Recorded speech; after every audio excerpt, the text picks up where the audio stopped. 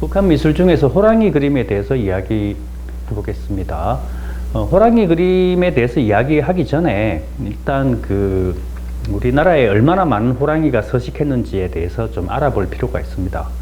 조선시대만 해도 우리나라는 호랑이 천국이라고 불릴 만큼 굉장히 많은 호랑이가 서식했다고 하죠. 학자들에 의하면 대략 한 5,000마리 정도가 서식했다고 합니다. 조선시대에는 이 호랑이만 전문적으로 잡는 차코갑사라는 군사 조직이 만들어져서 호랑이를 사냥했습니다.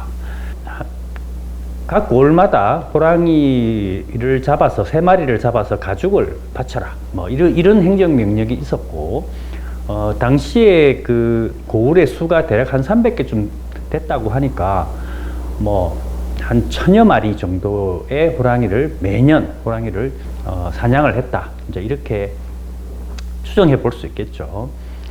우리나라에 이렇게 많은 호랑이가 서식할 수 있었던 것은 우리나라의 지형 자체가 호랑이가 서식할 수 있는 최적의 환경이었기 때문입니다. 산이 한 70% 정도 되죠, 우리나라. 그렇죠? 그리고 이제 골짜기는 굉장히 깊고 다양합니다. 그리고 호랑이의 먹이가 될 수 있는 작은 동물들이나 뭐 이런 것들이 굉장히 풍부했기 때문에 이렇게 많은 호랑이가 서식할 수 있었죠. 옛말에 호환마마라는 이야기가 있습니다. 그러니까 호환이라고 하는 것이 이제 호랑이에 의해서 인명이 이제 살상이 되거나 혹은 가축이 피해를 입는 이런 것을 이제 이야기하는데, 그만큼 이제 호랑이에 대한 피해가 굉장히 컸다는 것을 이야기하죠. 차코갑사라고 하는 이러한 호랑이 전문 사냥 군사 조직을 만들어서 호랑이를 사냥했던 것은 뭐 취미로 한 것은 아닙니다. 결국 사람이 살려면 농경지와 같은 경작지가 필요하게 되죠. 이런 경작지를 개척하는 과정에서 이제 호랑이의 영역하고 이렇게 충돌이 이제 일어나게 되는 것이죠. 그것 때문에 이제 호랑이를 좀 더 꿀짜기로 이제 밀어 넣으면서 이제 농경지를 확보해가는, 그야말로 생존을 위해서 호랑이를 사냥할 수밖에 없었다, 뭐 이렇게 이야기할 수 있겠습니다. 조선 후기에 들어와서 영조쯤 돼서야 이 차코갑사에 의한 이제 호랑이 사냥이 이제 일정 정도 멈추게 되고요. 호랑이 개체수는 상당히 많이 줄게 됩니다. 조선 말기쯤, 그러니까 1800년대 중반 이후나 일제강점기를 통해서 우리나라 호랑이의 개체수는 급격하게 감소를 하게 돼요. 일본 남자의 기계를 높인다, 이러한 말도 안 되는 이상한 논리를 내세우면서 우리나라에 들어와서 이제 호랑이를 사냥을 하게 됩니다. 엄청나게 많은 호랑이를 잡고 그 호랑이 고기는 먹고 또 호랑이 뼈는 고아서 약을 만들고 이런 일을 하게 되죠. 당시 우리나라에 살았던 호랑이는 크게 줄무늬 호랑이가 있고, 그 다음에 이제 표범이라고 불리는 점박이 호랑이가 있었습니다. 그 중에서 이제 아무래도 이제 줄무늬 호랑이는 덩치가 크고 아주 이제 사나웠다고 얘기를 이제 하는데, 이 점박이 호랑이, 표범의 개체수가 이제 줄무늬보다는 훨씬 이제 많았다고 이야기를 하죠. 아무튼 일제강점기 때는 해수구제정책이라고 하는 이제 흔히 말하는 사람한테 이제 해가 되는 이제 동물들을 잡아 없앤다라고 하는 이런 정책을 펴면서 거의 이 호랑이는 멸종을 이제 하게 됩니다. 제가 북한의 호랑이 그림에 대해서 이야기하기 전에 이제 이렇게 우리나라의 호랑이에 대해서 이렇게 저렇게 이야기를 한 이유는 뭐냐면, 호랑이 그림이라는 게 호랑이가 없으면 호랑이 그림이 그려지지가 않는다는 이런 이야기죠.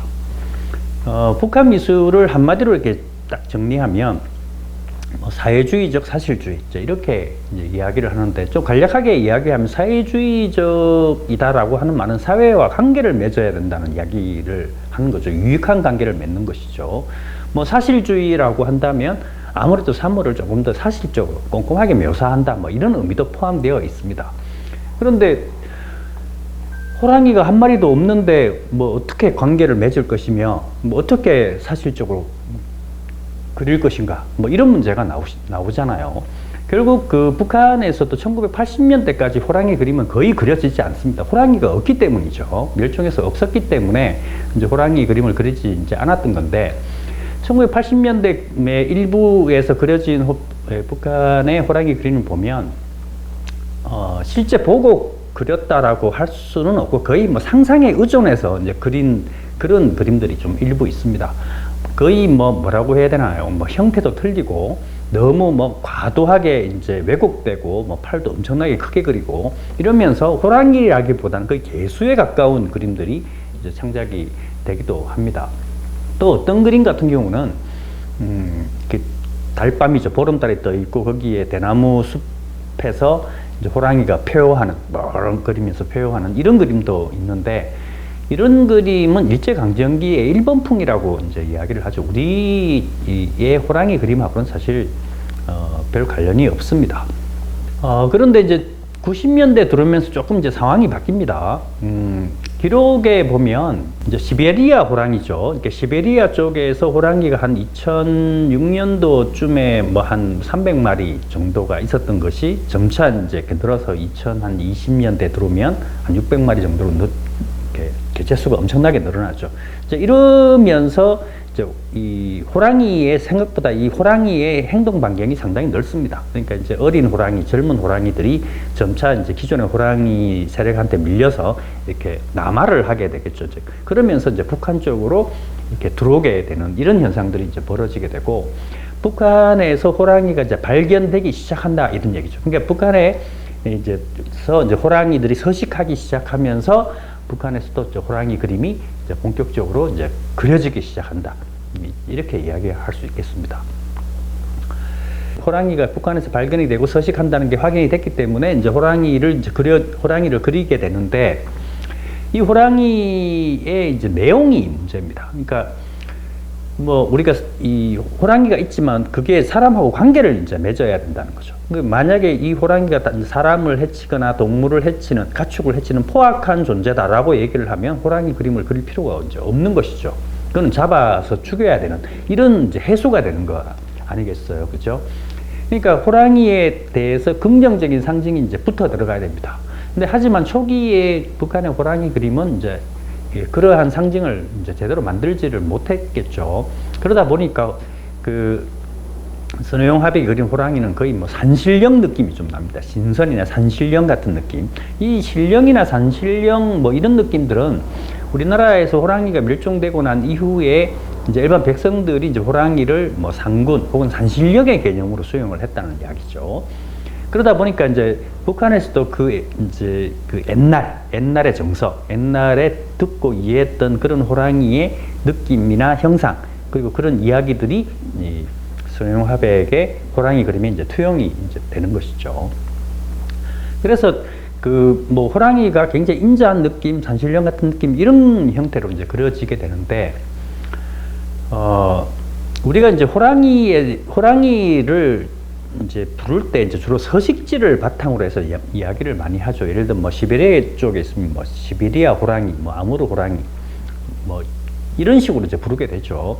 그런데 이제 북한 쪽으로 이제 호랑이들이 이제 들어오면서 이제 호랑이들이 서식하는 그 환경이 어디냐면 이제 백두산이나 그 백두산을 중심으로 하는 일종의 이제 뭐 밀림 같은 곳이 있겠죠. 깊은 골짜기. 이런 쪽에서 호랑이가 서식하면서 북한에서는 이를 백두산 호랑이라고 이제 부르기 시작했다는 이야기입니다. 백두산 호랑이라고 이제 부르면서 북한에서는 호랑이에 대한 새로운 상징을 투영할 수 있는 어떤 이제 기회가 만들어지죠. 백두산은 북한에서는 혁명의 성지, 또 북한이라는 나라의 어떤 그 정체성을 이제 만들어주는 그러한 이제 어떤 그 산이죠.